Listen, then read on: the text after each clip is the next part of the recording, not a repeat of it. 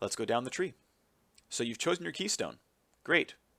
You chose one of the Ferocity keystones because you are a damage dealer. Your goal was to deal damage. You only care about Warlord's Bloodlust if you're a damage dealer, and the point of Fervor of Battle and the point of Deathfire Touch is to make you deal more damage. Well, great. Now what do I choose leading into that? Well, it's pretty obvious. Do you do physical damage with battering blows, or do you magic damage with piercing thoughts? And this should never be difficult for you to understand which to go for. There are, of course, exceptions to the rule. For example, during 2016, Fervor of Battle Echo was 50-50. He would often go Trinity Force, and he'd get a lot of damage out of landing auto attacks and Trinity Force procs and things like that, but his spells all did magic damage, and we often saw him go battering blows because of that. If Tank Echo is still a thing, you may still see this. Either way, you pick your damage type. This shouldn't be very difficult. You get Armor Pen, you get Magic Pen. Okay. Well, we've already, committed to doing a Ferocity Keystone, so what's next for us? Well, you have 3 different ways of doing a lot of extra damage. So you have Battle Trance, which you gain up to 5% increased damage once you've now reached 5 seconds into a fight. Well, great. This screams much like Fervor of Battle.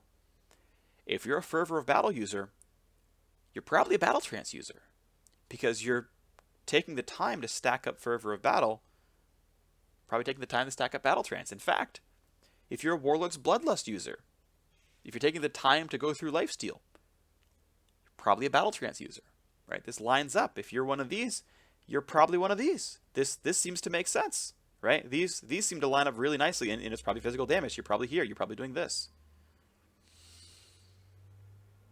Right? These are the longer engagement keystones. This is the longer engagement sort of gold medal right below that. Makes sense. Now, if you're a Deathfire Touch user, you're probably much more fire and forget. You're probably landing one spell once in a while. You're probably landing poke. You're almost never using Battle Trance and Deathfire Touch. I think it's pretty hard to make the case that these are going to go hand in hand. So instead, you could do Double-Edged Sword, which, hey, if you're landing poke and doing fire and forget with Deathfire Touch, you're playing a poke, you might just go Double-Edged Sword. I mean, you're probably not taking damage that much. If you get caught, you're probably dead anyway. But 5% more damage, 5% more damage. Feels pretty good. And then you've got Bounty Hunter. By the way, just to read Double-Edged Sword in case you can't read it on the stream, deal 5% additional damage, take 2.5% additional damage. So, significant damage bump, but yes, you're going to be squishy. You're going to die more easily if you're caught. Which, by the way, means if you're playing something like Tank Echo, well, again, Battle Trance makes sense. He was a Fervor of Battle user, but it means you really probably don't want Double-Edged Sword. It's worth pointing out that Battle Trance says while in combat with enemy champions.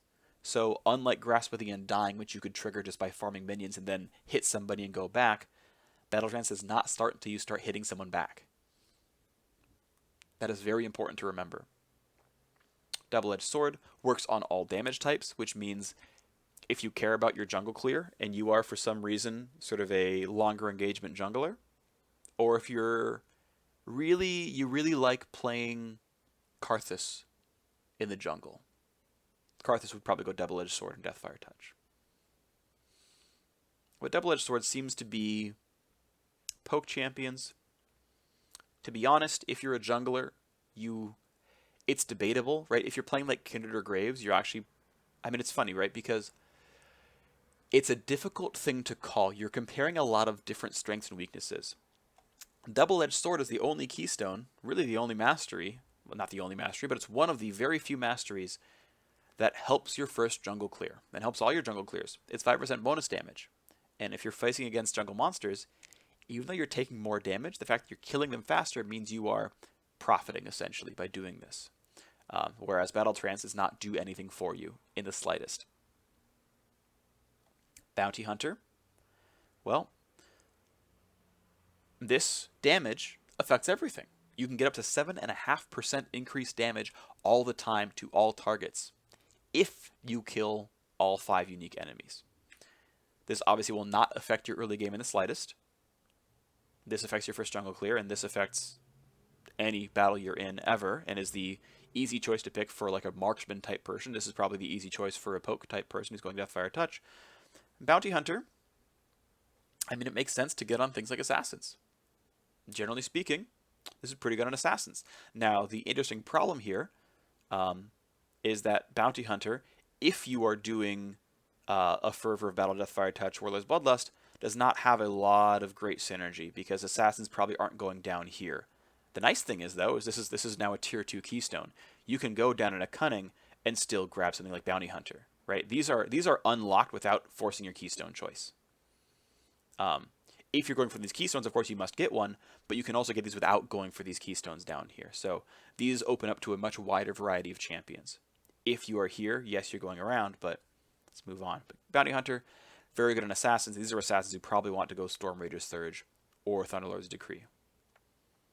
All right, next up is Vampirism, 0.4% lifesteal and spell vamp, or it caps it at 2% total. Or Natural Talent, which is worth a bunch of attack damage and ability power. Just to show the numbers, I'm going to actually click it into 5. This is 2 plus 0.44 AD and 3 plus 0.67 AP per level. It caps at 10 and 15 attack damage and ability power, respectively. This is actually very good. Now, what's interesting is I think every single champion who goes into the Ferocity tree will take at least 1 point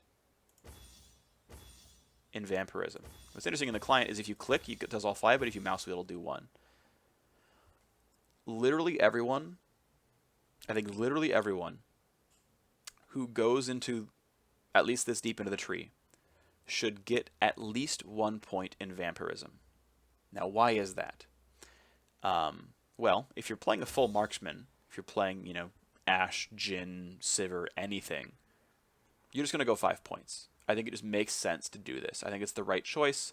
Lifesteal is good. Spell Vamp will matter as well. There's characters who care a little bit less about Spell Vamp, like Twitch, who won't get a lot of spell damage out there.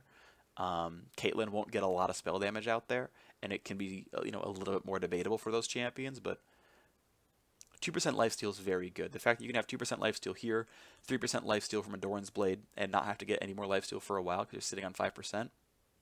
It's pretty good. That's hard to pass up. And you can even, tack on Warlord's Bloodlust afterwards, then you really have a lot of lifesteal and you're good kind of for a very long time. But a lot of people do 1 point. In fact, most mid lane mage players that I know in professional do this. They do 4 points in Natural Talent and they do 1 point in Vampirism. And the reason being, actually, it's really good to have a little bit of regen.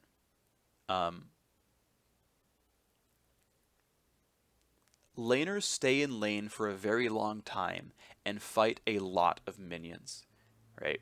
If you're Victor and you full clear a minion wave, you're doing several thousand damage to the minion wave, right? If you did 1,000 damage with 1% spell vamp, you would get 10 health back.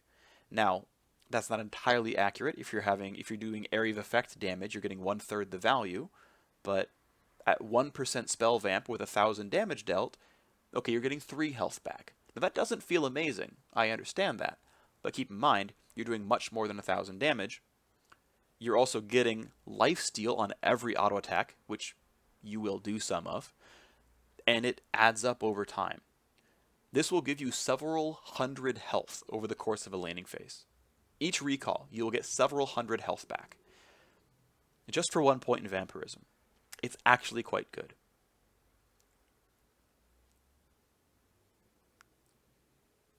Keep in mind, 1% of 1,000 is 10. 0.1% of 1,000 is 1. 0.4% of 1,000 is 4. If you're able to do 1,000 vampable or leechable damage, which is reasonable to get every minion wave, yeah, it's not a ton. It's not a ton, but it does add up. For a single mastery point, the professional players seem to believe it's worthwhile. I also agree it's worthwhile.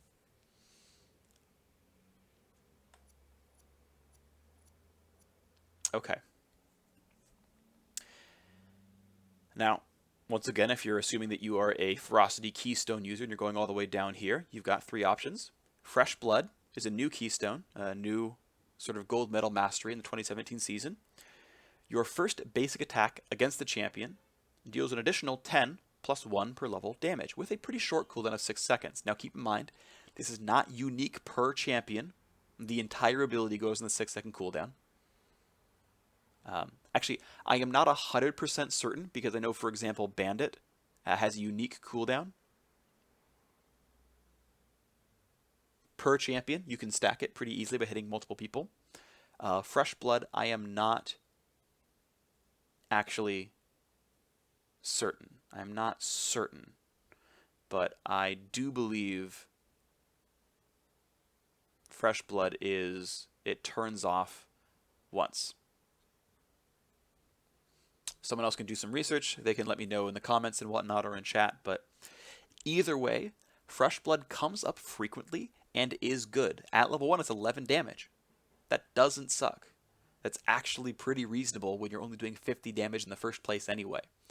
Now the problem is, Fresh Blood doing 10, 15, 20 damage has to compete with Feast healing you for 10, 20, well, just flat 20, sorry, health.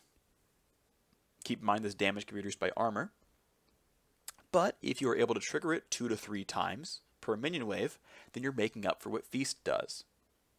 And so you have to think, which role am I playing in this laning phase?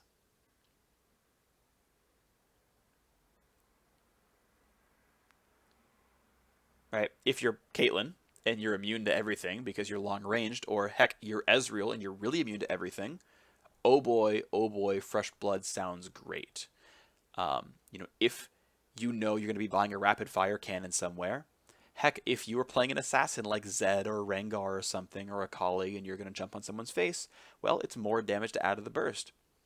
Feels pretty good. Now, the difficulty, though, is to get to that stage, right? To get to this point where you're bursting people late game with Fresh Blood, you got to get through the laning phase. And keep in mind, this is adding, we'll say 20, 25 damage to your combo, which exists. It's meaningful. It matters. But could you have gotten 20 to 25 damage into your combo, which is only getting like 10 attack damage, or, 10, 15 ability power, by bringing Feast and doing better in lane and last hitting 10 more minions? Right? If Feast allows you to get 10, 15, 20 more minion kills over the course of an entire game, which, okay, is a bit extreme to say it would do that, but the 30 to 40 health per minute that you're getting out of Feast can help you stay in the laning phase, can help you get more last hits, can help you, stay that one extra wave and get a level,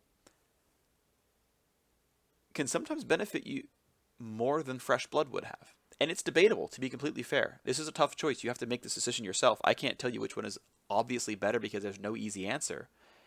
In my opinion, if your lane is hard, you should be going Feast. If your lane is difficult, if you're the Sivir into the Caitlyn, if you're the Zed, if you're the Fizz, you might just want to go Feast and not lose laning phase quite as hard. But if you're the Caitlyn, you're the Jace, you're the probably Varus, you might want to poke your opponents down a little bit. This will not get triggered on minions for you. It'll only be used when you hit a champion, and it will help push them out of lane. This is especially good in ranged versus melee matchups, where you should be able to trigger this on cooldown. This will train you to remember that every time they last hit, you're going to attack them. Every time that Fiora tries to last hit a minion, you can hit her with Fresh Blood as Jace and get 12, 15, 20 extra damage every single time. This should be doable. Finally, Expose Weakness is the other option here. This is, in my opinion, the one you're going to pick up for supports. I think it's debatable between Expose Weakness and specifically Fresh Blood on a support. If you're playing Zyra or Brand or something, I think both would get some decent amount into the Ferocity tree. Because, hey, walking over and landing an auto attack feels pretty good. Now, Zyra specifically has a very long auto attack range, and it's very easy to trigger Fresh Blood, and I would probably recommend getting it on her. But at the same time, damaging enemy champions, causing them to take 3% more damage from your allies, is really good when you land Stranglethorns on 5 people, and you've now given your entire team, for pretty much the entire team fight, well, not the entire team fight, but you've given your entire team a 3% damage amp, which is very good. Do keep in mind that Exposed Weakness is very good. It just competes with other, honestly, important masteries.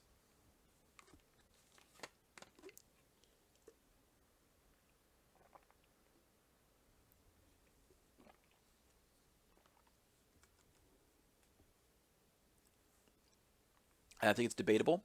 If Fresh Blood didn't exist, 100% of the time, I'd say if you're playing an offensive support, you should be going Exposed Weakness.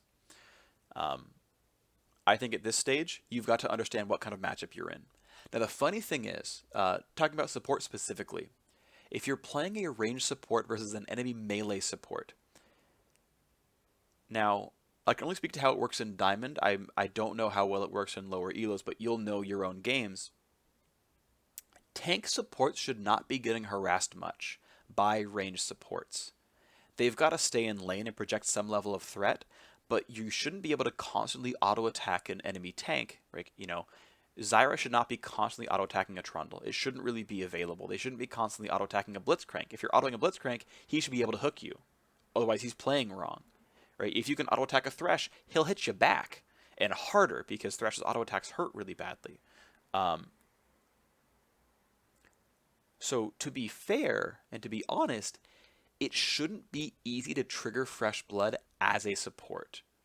Generally speaking, there are places to do it. It is not impossible by any means, and especially depending on the matchup. And almost ironically, it's easier to trigger this against a ranged support because they'll hit you back and they'll be okay with it, and you'll laugh and do more damage back to them. And suckering somebody into trades like this tends to be kind of nice. I think it's still a close debate, and it's up to you to decide what you think is better. Finally, you've got Fury, which is 4% attack speed, and Sorcery, which is 2% increased ability damage. Now, I learned something fairly recently. I haven't been able to verify it myself, but I am pretty sure that it's true. Normally, ability damage refers to damage dealt by spells. How do I describe this properly? And this is true, right? If you have a Victor ultimate, it will do 2% more damage than it did before. If you have Zyra plants, I'm almost certain they will do 2% more damage than they did before. If you land a Shock Blast from Jace, it'll do 2% more damage than it did before. Great, wonderful. There's been some debate over spells that work like auto attacks. For example, Gangplank's Q Parlay and Ezreal's Q Mystic Shot count as basic attacks for things like Trinity Force and Sheen. And they would count as basic attacks for things like Fresh Blood. I recently heard that Sorcery still works on those abilities. I am not certain, but that's what I heard most recently, and that might actually be true. Chat asked about Aurelia's W. There is one caveat to all ability damage. True damage is not affected by anything. True damage is not multiplied by Sorcery. True damage is not affected by Exposed Weakness. True damage is not increased by Bounty Hunter, or by Double-Edged Sword, or by Battle Trance. True damage always does the number listed on the tooltip, pretty much no matter what. Anytime it doesn't do that, it's almost always a bug. Okay,